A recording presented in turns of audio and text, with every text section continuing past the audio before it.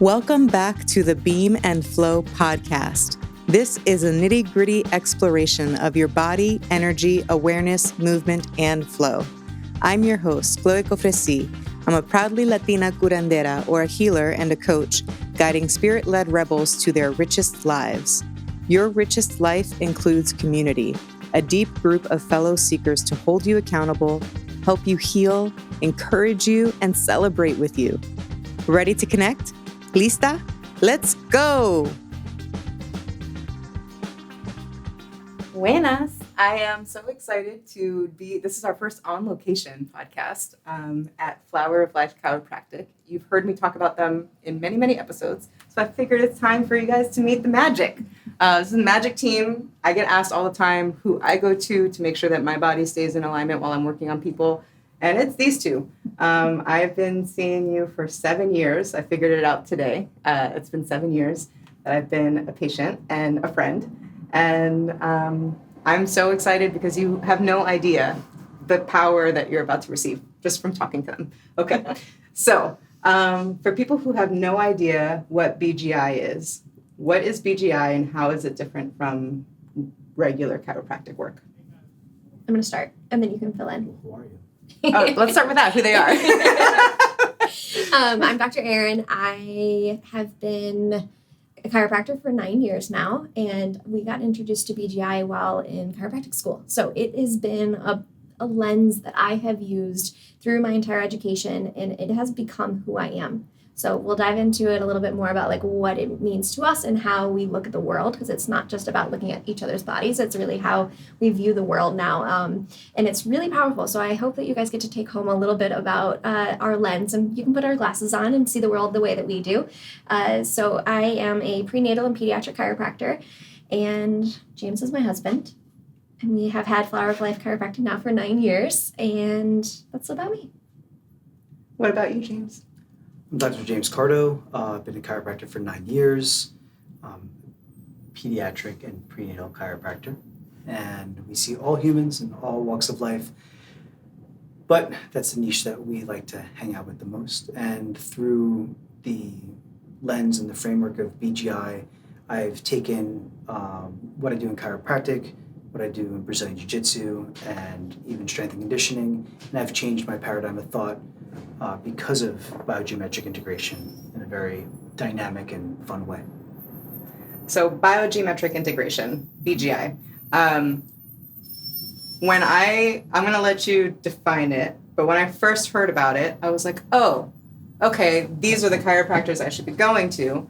I was still apprenticing in the Reynolds technique at the time when I met you, and that's based in bioenergetic therapy. So all about the holding patterns we have in our bodies, in our cells, in our organs, in our muscles, in our nervous system. It can be kinked up in any number of ways. And BGI is working directly with those energy blocks. So I'll let you take it from here. What's BGI? So like you were saying, your nervous system is constantly processing everything that's going on around you. And there are different stresses, and they have different varying levels of traumatic stresses. Yes. There's physical stress, chemical stress, and mental emotional stress. And if the nervous system is too overwhelmed, it gets locked and stored as tension or stress within the cells, the tissue, every part of the body then starts to compensate. And so biogeometric integration gives us a lens to be able to look at the body and see the geometry in which it's been stored so that we can access the body and allow it to release out and fully integrate, fully process, and fully express. And so I think that looking at the body is not something we need to fix, but allowing it to flourish, allowing it to thrive, allowed us to take some of that medical knowledge that we learned while in school and even in the outside world and look at what's working well and how can we allow that to spread? How can we bring more life to things rather than trying to put our hands on something and trying to fix it, because the body is a beautiful expression of life and all of the experiences that it has had. And I think it is absolutely capable of doing anything. And so I think that BGI is giving me that opportunity to have a personal experience with how the body is able to accomplish anything. That's really cool. So how would geometry show up when you're working on someone? Like what is that experience like from your perspective when you're laying hands on someone? geometry starts with lines, right? And so the simplest shape that we can make is a triangle. So the body is mapped out in different triangular structures so that we can see clearly where we're taking the adjusting process. If you think about your sacrum, the central bone of the pelvis, it is a triangle already. So it's kind of like a simple starting point for most people to go, oh, there is the geometry of the body. And then it breaks down to the lumbar space, the thoracic space, the clavicular space, cervical space, and then the cranium. And all of these spaces are related to each other in these triangles, and it's correlates. So the base of the triangle relates to the bases of all the other triangles. So if you move your pelvis and shift it, your shoulders have to shift and change. So breaking it down, my pelvic geometry and my clavicular geometry are related to each other. So if I move my shoulders, oh look, I'm not moving my eyes, but I'm relating those spaces to the way that my head is balanced on the cervical spine, on the atlas, on the base of the skull. So all of those spaces, they're all interrelated to one another, and they all have to work in synergy and harmony. And if there is a distortion within any of them, if I'm tilted like this and I start walking around, the world kind of looks a little funny. Or if I'm translated forward and walking around, everything looks a little funny. So our goal is to allow the geometries to stack upon one another, because they're not necessarily just triangles, they're tetrahedrons. Go a little bit further, they're Merkabas or Merkabas. And as all of them are gyrating together, we want them to be stacked so that they're able to compress and expand upon each other and then return back to neutral. Does that make sense? Totally. Makes sense to me. I was just channeling. Yeah, I love it. I love it. Keep channeling. So how do I want to ask this question? When you first start seeing someone and your hands and your eyes are sensing where the geometry lies in this particular body, how do you work with the energy? Because an actual session with the two of you is very different than any other chiropractic session that I've been in. So how does the basis of how you're looking at it through geometry translate into like the actual hands-on work? Can I? Yeah. Before we can even step into the geometry, we have to make sure the person's connected top to bottom. So as you know, with the work that you've been trained in, right? We know that breath is super important in the way that the breath is communicated not only from the lungs, but how that ripple of the wave of breath goes through the whole spine, up into the cranium, and that breath wave, that undulation, sine or cosine wave that runs through it, we have to make sure it's running from top to bottom. If there's a little block, if you can imagine like a pebble thrown into a pond, right? Pebble, that ripple comes all the way to the shoreline, then echoes back to the middle. Cool, easy, no interference. But imagine there's a log, right? That pebble drops in, the ripple gets to the log, gets it bumped. There's a reverberation there's an energy translation through that log, so maybe you might get a little bit of action to the shoreline, but when it goes back the other way, it's like, nah, it's so muted, it's never gonna go back to the middle of the pond. So that ripple that we're trying to see go from top to bottom, we want to make sure that there's no blockages. And we call those blockages disconnects.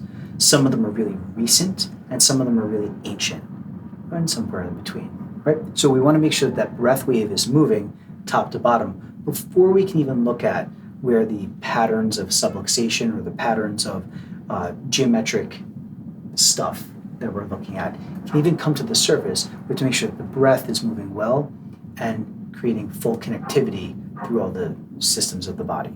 And so the disconnects can be within just the posterior, they can be just in the anterior, they can be running through the anterior and the posterior simultaneously in the sagittal space, or they can be involved in the limbs and the coronal geometries that are there as well. So there's 4 primary planes of geometry. We have to look at each plane individually with those disconnected spaces and make sure that the breath wave is moving coherently. So that's the first thing that we do before we even step into like, where's the goods? Yeah. Right? And when we're having somebody get on the table and we release all those disconnects and they start up care, and the first thing I'm looking at is I have to separate myself from who the human is, because most likely they said something. My back hurts, my neck hurts, this thing, that thing, the other thing. And it's really coming from something that's completely unrelated to the thing that they are coming in for. Mm-hmm. And so I have to remove myself from the process, kind of control, delete all that stuff, and then put in my lens and see where the body takes us rather than where my educated mind does. Because if I listen to my educated mind, I might try to fix. No good. We're trying to allow. I love that. You've definitely allowed a lot for me in the past 7 years. And we're going to get into that, but I want to stay on this for a second, because there are a few things just off the top of my head that I know people expect when they go into a chiropractor's office, or they definitely don't expect that will happen here. So you're not generally in a room by yourself here, unless it's a weird time of day. But most of the time, there are other people on tables in the same room that you're being worked on. And there's a reason for that. And so I want to talk about the reason why we do sessions with other people. And then secondly, I think most people are used to the idea of you go into a chiropractor, they're going to crack your neck. And there's I've heard a lot of fear around chiropractors, because what if they crack something the wrong way? There have been so many injuries, And that is not what working with you is like. There are people who I've sent here who are like, they barely touched me. Like it was like that, it felt like, but it was powerful. What was that? And I said, yeah, that's BGI. That's these two. So let's talk about those two things specifically, working within a group, and then the simplicity, but the power of the actual techniques that you're using. Cool. So we work in a group for a couple different reasons. The first reason is that the adjustment takes time. It's a process, and we want to allow your body to fully process. I want to take my timeline as a doctor out of it. If you need to be on the table for 5 minutes and that's what you need, great, but most of the time you need a little bit longer. So I want to give you that amount of time that you need on the table without having to think that I need to get to the next person. And what we do is we unravel a piece of what's going on in your body, allow it to release, and I step away. Allow your body to do that processing that you need, giving you that space, and then I come back and check back in. Did it fully release? Okay, now what's next? So it allows your body to do that without having someone hover over you, without having like these eyes that are on top of you feeling like they're doing it. It allows you to be in the full process and do that, accomplish by yourself. The other thing is it allows vibration. Do you want to talk about this one? I'm not sure where you're going. Okay, cool. So the body is made up of energy and everything vibrates. And so if you're musical and you have one guitar, if you pluck a guitar string, it vibrates on a guitar that's right next to it. That same guitar will start to vibrate with that same frequency. Same thing's happening on the table. So if I go to Chloe's body and I release a tension pattern, go to the next person, their body's actually going to start vibrating and matching what Chloe just worked on. So working in a space with multiple people, you not only get what your body showed up with that day, but you're releasing what everyone else in the room is releasing. So instead of just getting one adjustment, you're technically getting multiple adjustments. It also allows us for answering questions and having communication. A lot of times people will ask a question and the person next to them had that burning question and they never thought to ask, or they didn't want to ask. And so it allows for a little bit more of an open communication, especially since we work so much perinatally, that there's new things that pop up for people as their body is changing, as they're in this new transition in their life. And I want to be able to allow them to listen and hear something that they were meant to hear, but they may not have had the courage to ask, or didn't even know that that was a possibility to ask that. I love that. And what about the actual technique, the hands-on, that it's not like other chiropractors? Can we talk about that? Just cracking shit on. Yeah, we're not cracking shit. I'm a crack addict. I like you are. So our touch is akin to like Reiki or energy medicine, where we are making light contacts so that we can make a connection to the nervous system, so the nervous system is able to sense where we are, but then you can bring your intent to those spaces. So like your necklace, if I bring attention to your necklace or your glasses or your pants, now you're thinking about them. Now you have an acknowledgement of that space in your body. Now you can bring breath and intention to those spaces. But if I never bring my hands to that space, then you'll never feel that space because you're tuned out. And that's okay. But when you're tuning out of things that have been holding you back, that's when the problems start to occur. So our goal is to bring attention to spaces that your body's going, hey, can you check into this space? I think this is holding us back as a whole. Are you able to help me bring breath there? So that's where that light contact comes in, where we're acknowledging the nervous system's ask for the release of this thing. To myofascial release, so like a sliding massage. Not necessarily like goading into a space, but maybe holding a space and then allowing the breath to move underneath it. And so you've ever heard of flossing, where you hold a space and then you move the more distal joint to that space. What's happening is I'm pinning down the fascia and I'm asking the musculature to move underneath the fascia to break up any scar tissue.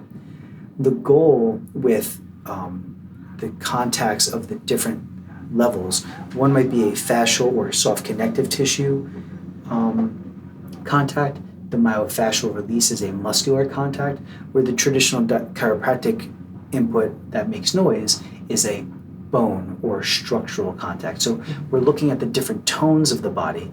Concrete has a different tone than the leaves behind me.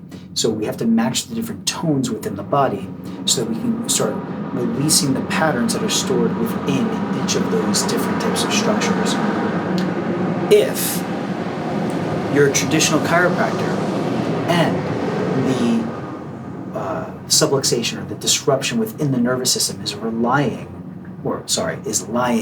within the soft tissues, and you put in a structural input, sometimes it can feel very jammy or uncomfortable. So that's where we try to mitigate any of those inappropriate inputs by acknowledging each system of the body individually rather than trying to, nail in a screw.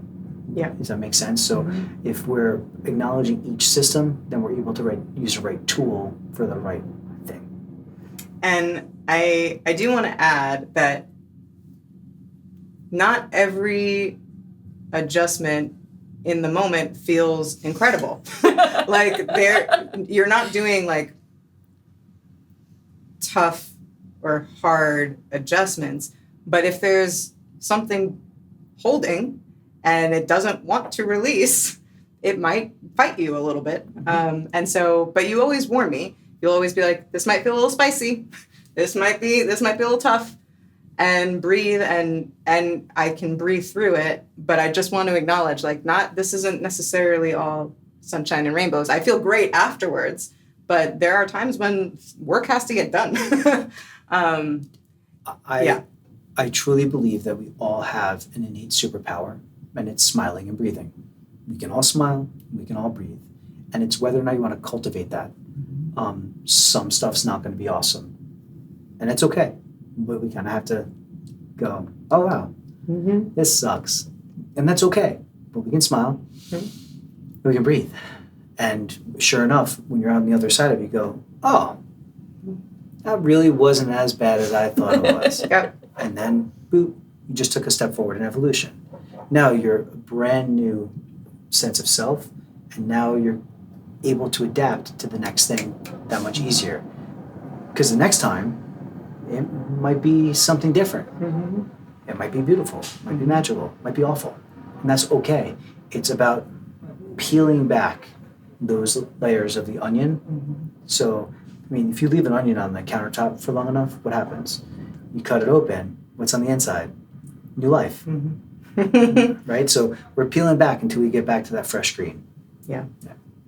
I will say too, the breath and the smiling can come from a very real place. Like there are times when you know me well enough now that you'll tell me if there are kids in the room and I can't see, so that if I swear in Spanish and they can't understand me for the most part. For the most part. Sometimes they do. And I'm like, oh, sorry.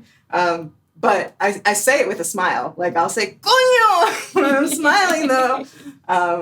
But I think that that safety that I feel to be able to express that is a huge part of why my body has responded so well to this work. I want to get into that a little bit. So when I first came 7 years ago, I was deep in my own processing work within my training. And when I think back to how I walked in and how I presented versus how I am now, like it's wild. I had it wasn't constant, but it was consistent lower back pain. And I pointed this out before with the PRI session, but my ACM is on this side, very present. And there was a lot of space in between here and here that needed attention. And I remember I had already been seeing you for probably like 2 or 3 years. And I was recognizing this pattern of in around December, my back would get really flared up. And one December, it was like out, like I could barely walk to get into the office. And I'm on the table and I said, I know it's connected somehow, but I just have to say it. I had this experience when I was 14. My baby sister was a few weeks old and we fell down the stairs together. And I thought that I killed my sister. And I was already at a funeral. Like it was a whole thing. And everybody was, of course, checking on the baby to make sure she was okay. But no one really checked on me. And I knew that in one part of my body the whole time. But it wasn't until I was able to feel the pain that was expressing that story and then have you witness it and like work with it that it released. And since that year, I have not had that back pain again. I've had other things pop up if I'm moving or something, but like not what that was. So I could talk forever about all of the ways that my body has changed and how I can feel it when you're working on me. When you work on my pelvis, for years, there was no way that you could like go in. I would have screamed bloody murder. And now you can get you can dig in there now. I'm like, oh, all right, they're working. So talk to us a little bit about, and you can feel free to use anything with me as an example. I'm an open book. Why people may think, oh, I'll come see them for like a month and I'll be great. And what happens that they can see in a month versus what happens after years of working with someone. You'll be nicer. All right. I'm always nicer. We tend to meet people where they're at. And usually people come in with a problem. They're in a big transition in their life and they're looking for a solution with that alarm that's going off. And the body is brilliant in giving us alarms so that we start to pay attention to it. So we start healing. And often that alarm goes away, but another alarm starts to show up. And that's really where that transition happens from that initial phase of care. We usually get them out of that fight or flight. We start to tame some of those tigers and we get them back in their body. And that's when the magic starts to happen. So that's when we start to do some of that deep healing of going back through the time of your entire life, because your body is a reflection. It's a book of your lifetime. And really, we allow people to decide where they want to go with it. How much healing do you really want to do? Do you want to start to work on last year or the year before? Do you want to start doing this lifetime, past lifetimes, your ancestral trauma that's locked in your body so that you don't have to pass it on to your children? So that's really where, I worked on it, buddy. I did. Clearly, you two still did. I did. I don't believe you. And so that's really where I think the people coming in for a short term, yes, getting you out of pain is the easy part. It's really starting to step in and tap into some of those older wounds from like thinking you killed your sibling and then not feeling seen, not feeling heard, not feeling taken care of. It got locked in your body for years and it tried to get your attention. And you finally gave it space and we held it for you so that you could fully experience it again and let it go. Now you don't have to have it anymore. Yeah, it's pretty great. How do you find that? Or what's the percentage, would you say, of people who are like, okay, I've gotten through the issue that I came to see you for. I'm going to continue on this archaeological dig versus thanks, peace out? Actually, I think more people peace out after a couple sessions.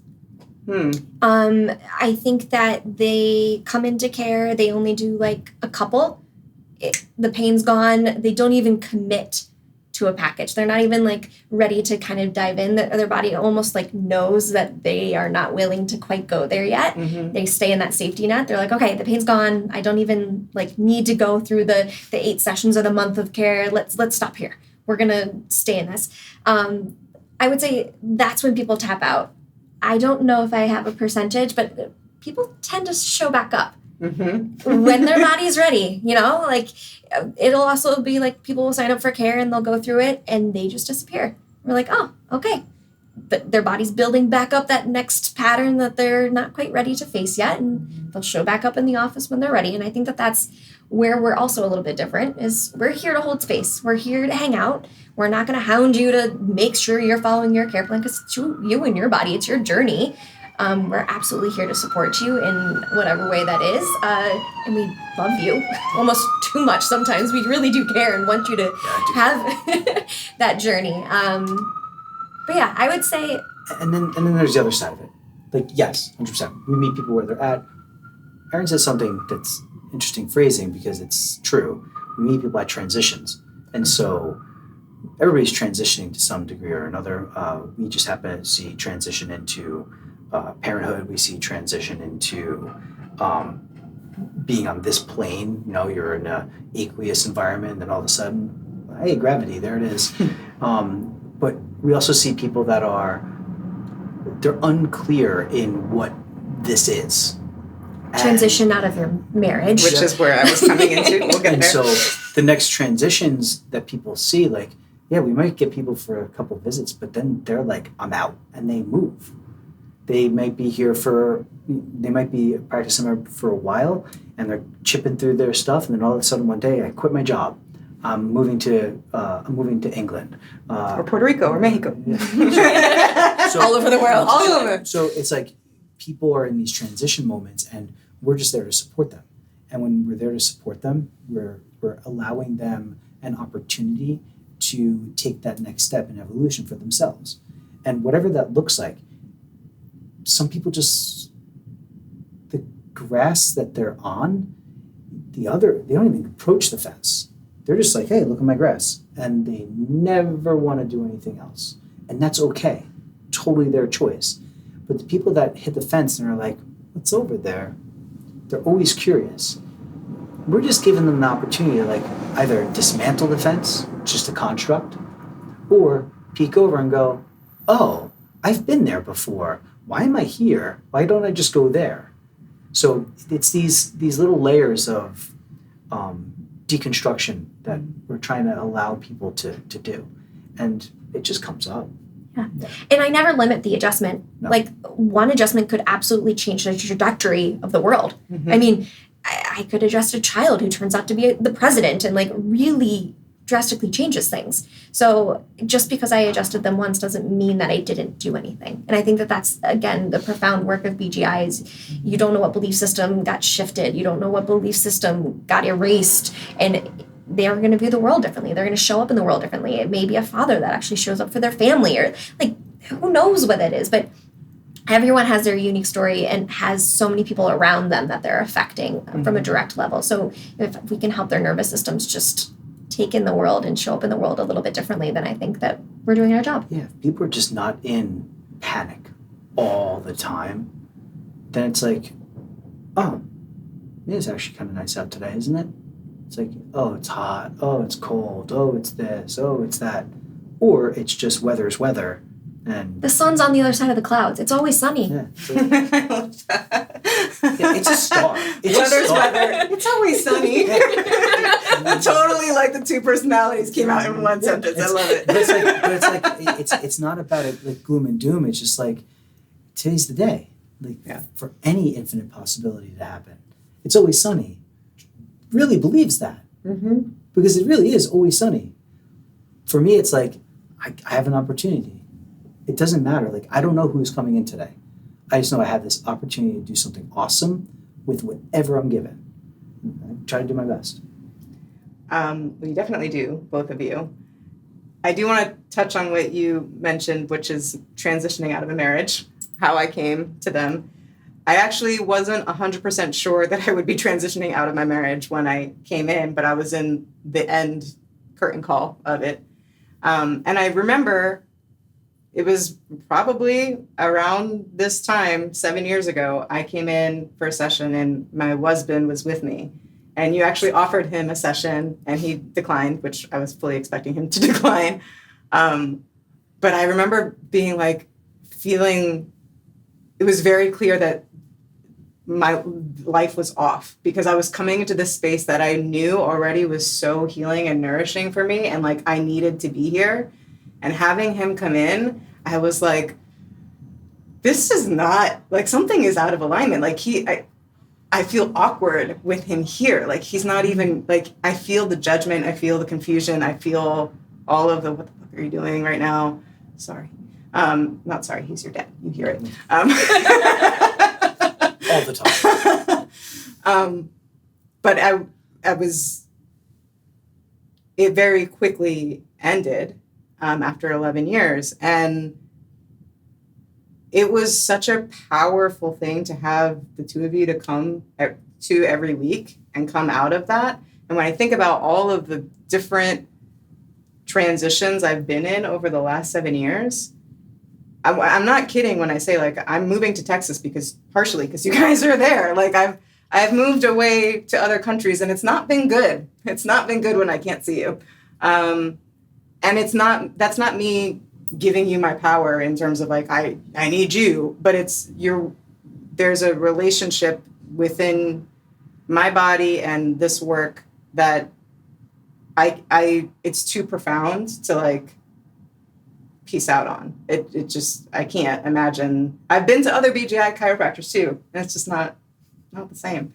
I don't know if I actually ever told you this story.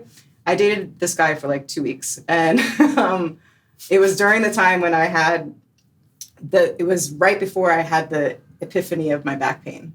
And I was in that flare up.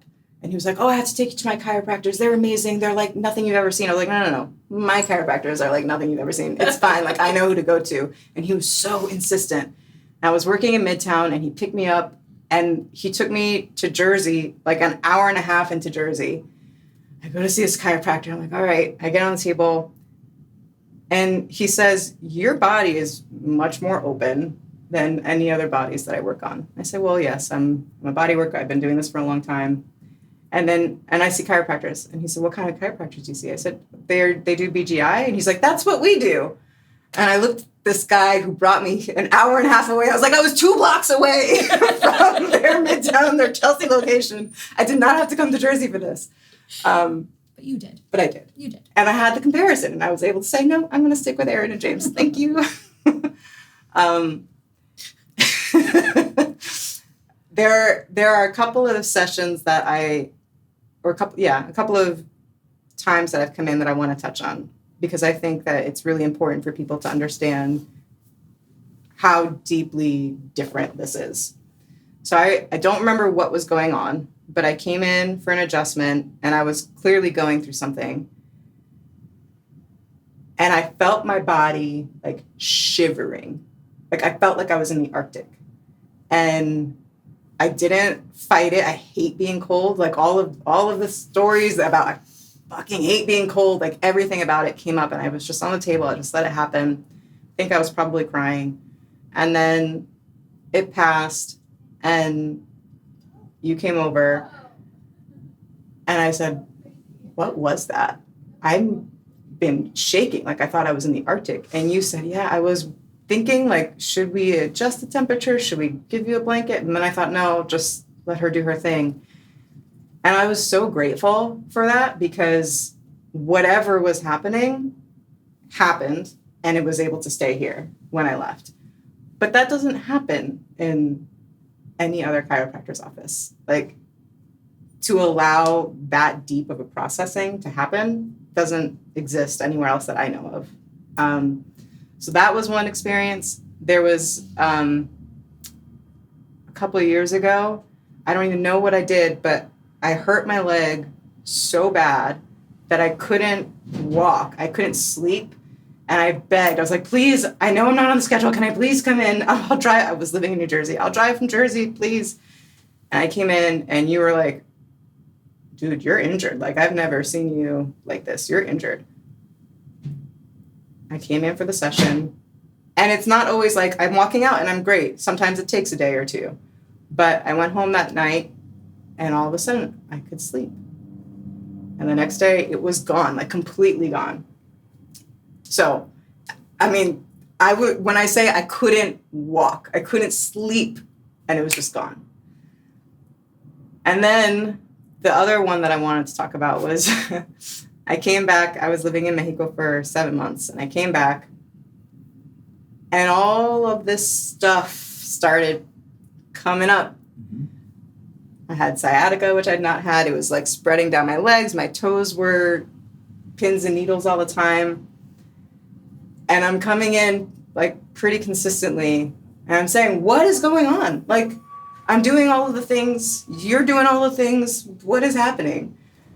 And you looked at me and you were like, you didn't want to come back, right? Like, this was not a good thing that you, and I was like, oh, yes, but I already know that. Like, I already know that I'm in a shitty time in my life right now. Why do I know it? Why does it present itself? I already know. And, I've moved through that, but in each one of those moments, there was stuff going on that to some level I was already aware of, and I was working with it on my own physically. But there's something, how do I want to say this?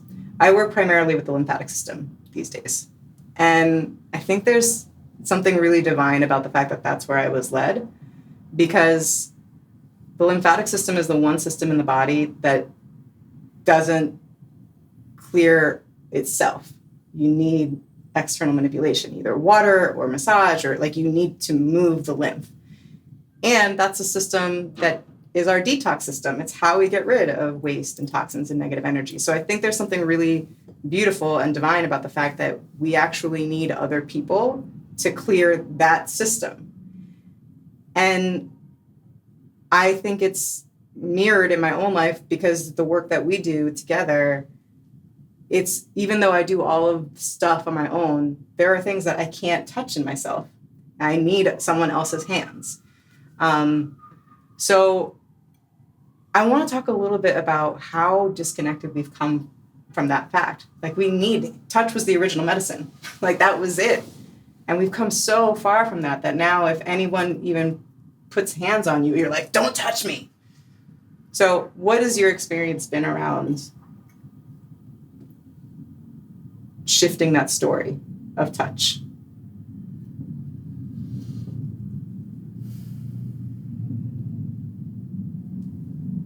Go. Cool. Shivering, inability to walk, numb. Yep. Cool. Thing I hate the most, I can't move, I don't want to feel.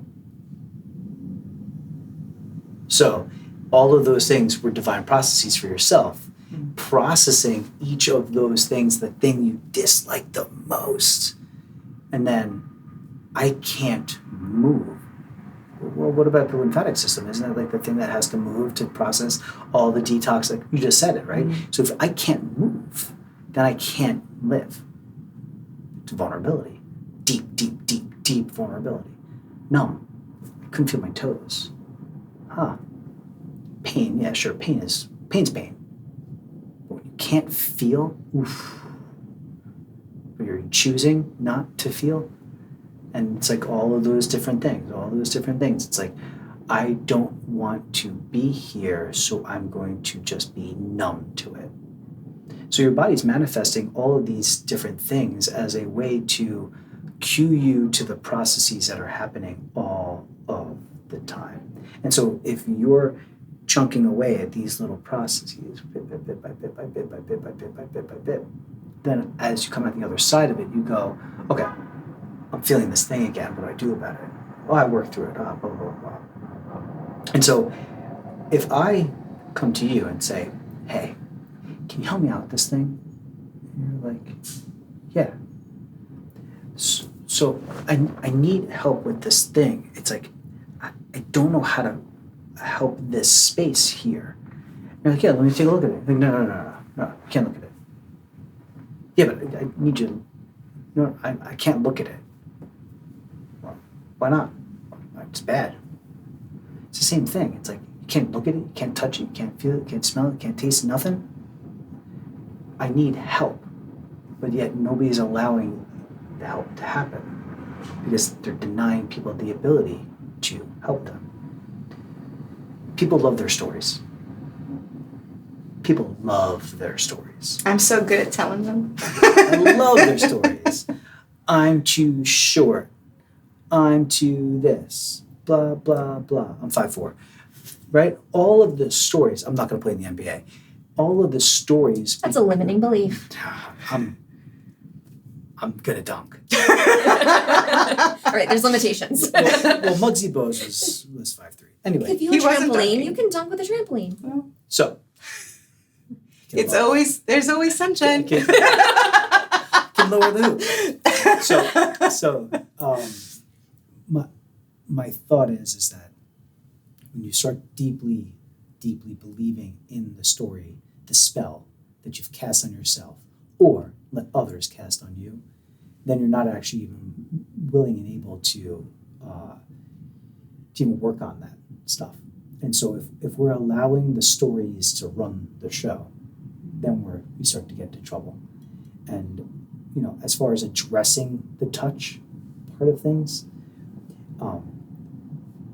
personally, from like our own work, people aren't even gonna come to us if they don't want to be touched. So it's like that just ruled out and ruled in who's coming to hang out.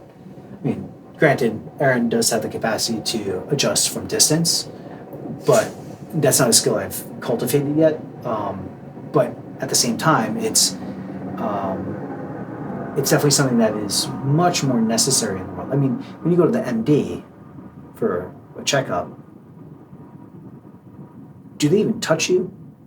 No. How long do they even talk to you? Maybe 5 minutes. Maybe. So no shade on the evolution of medicine and like saving lives through trauma, but as far as cultivating health and healing, I don't know if we're doing awesome. So I think that touch, whether it's chiropractic, massage, movement therapies, whatever it might be, I think community touch and bringing yourselves together is far more valuable than a lot of the other practices that are happening, because if we're not picking fleas off of each other's backs, like we're just gonna be alone, right? Yeah. Yeah, you can talk about it, but you've got to feel it and release it. And you need a third party to access and hold space and allow for that to fully release out. Yeah. I'll share one more very recent example because I didn't tell you about the follow-up effects. Oh. Yeah, no, this is good. 5 minutes, thank you. Okay. About 2 months ago, I had an experience where after a session of self-pleasure, I had the worst migraine I've ever had. Like immediately, I released, and then everything in my head felt like I thought I was dying. I thought I was having an aneurysm. And it kept happening. And then the headaches would last for days. And I was like, this is not okay. Like, this is not okay on any level. And I finally emailed the both of you about it. And only because I wasn't sure who was going to be in the office and I didn't want to make necessarily anybody else uncomfortable. You all can tune in or tune out. I don't care. I mean, I do care, but I'm willing to share it with you. And you weren't here because you were with this little guy, but you were working on me. And I had already been doing the archaeological dig stuff with myself. And so it was, I think after that session, a few days later, I tried again and suddenly I was like, oh, I'm back. is great. This is amazing. And so that's what I think it's so important. Like, it wasn't like I wasn't working. I knew that my body was communicating something. I could identify probably what it was. I was working with my therapist. I was doing work on myself. I was all of the things. But even with all of that, I still needed someone else to open up what was going on. And so, yeah, if you think chiropractor is just about your back feeling better, it's not. It could be about your orgasm feeling better too. Just want to put it out there. Get ready. We're getting a lot of good orgasms coming in our office now. Lots of good energy. Yes. There was one other thing. I know we only have a few minutes. There was one other thing I wanted to. Oh, yes. Okay. So one of the reasons why I love coming here is because I get both of you, and you're both so skilled and also so different in how you work. Like, Erin, you are on another level genius with the cervical spine, like, and the cranium. Like, you can adjust my neck. No one else can. No offense, but you know it. I'm aware. You're like, Erin's not here. Sorry, it's not. But it's true. Like, there are ways that you work on me where sometimes there'll be multiple chiropractors working on me at the same time, and I always know when it's you, because it's just there's something very unique. And so I'm curious how, I know you met in chiropractic school. Did you start working together and find that groove like immediately? Did that come out of your personal relationship? How has this kind of come to be? It started with play and exploration. So while in chiropractic school, all of our friends would come over and get adjusted by us because they found out quickly that they would get two of us rather than just going to one friend and getting one. And we would tap into the body and be like, hey, come check this out. This is really cool. What do you feel? What is it connected to? Because it allowed a little bit more time for that play and exploration as we were learning. And it just organically started where we started adjusting the people together. I would grab one end, he'd grab the other, and we kind of work together. And we realized that no one else did it. And we've actually worked with some of our mentors, and they're like, you do that? I want to try that. So it's something that it's totally evolved. Your body's going to show me something different than it's going to show James. I'm going to tap into it a little bit differently than he will. And so some days you get both of us. Some days we kind of tag team. I come in, he comes in, we just peel back those layers and add to the painting. But it's always been a dance with us. It's been fun, so much more fun doing it that way. And I think that that's part of it is I'm constantly learning. I want to keep learning, and I want to keep things fun. Yeah. Full clarity. We did not come up with BGI. Yes, no, that's, yeah. It is the work of Dr. Sue Brown. We love her. Rest in peace. We love you, Sue. And so Sue Brown came up with this framework after years of being in practice and watching many of her members plateau. She started turning people over. And so she started discovering this geometry that was within the body. And she discovered it. She did not create it. It was already there. She just happened to go, oh, that makes sense, and then codified it so that she was able to pass it to the other BGI docs that are out there. And so, BGI is international. You will find BGI docs all over the place. They don't necessarily apply the framework the same way that Erin and I do. We do different chiropractic techniques within the BGI umbrella. So you might go to a BGI doc and they use one of the clickers. You might go to a BGI doc and they only adjust the atlas. So there's many different types of BGI docs. They're using that lens and that framework through the techniques that they apply through chiropractic. So we can all look very different. However, we all went to the same person to learn the framework, but we're all artists, I'm like Picasso, Monet. I'm good with both of those geniuses working on me and creating art with my body. Thank you so much for sleeping through it. You were perfect. Thank you both for this. We're gonna get some footage. Yes. Hello, champion. We're gonna get some footage of you actually working on me. But thank you so much for this conversation. I think it's going to be so supportive, and I'm sure you're going to get a lot of good orgasm stories coming through now. Yes. Good luck. Queridas, we made it to one of my favorite parts of each episode, the moment of flow. I love poetry. I love words and rhythm, and how when you mix the two, you get into a beautiful state of flow. And so I want to leave you with that at the end of each episode. So here it is, your moment of flow. 4 hands. 4 hands find the pattern, light up the spot in tandem, unwinding a lifetime of stories held in the spine, in the bones, in the signals. Network surges from the brain to the soul and back again. A soft input, an intentional tug. Open the pathways. Change vibrates through one, heals. Another stirs. Fractals affecting each other, while 4 hands make magic and call forth the shape of process.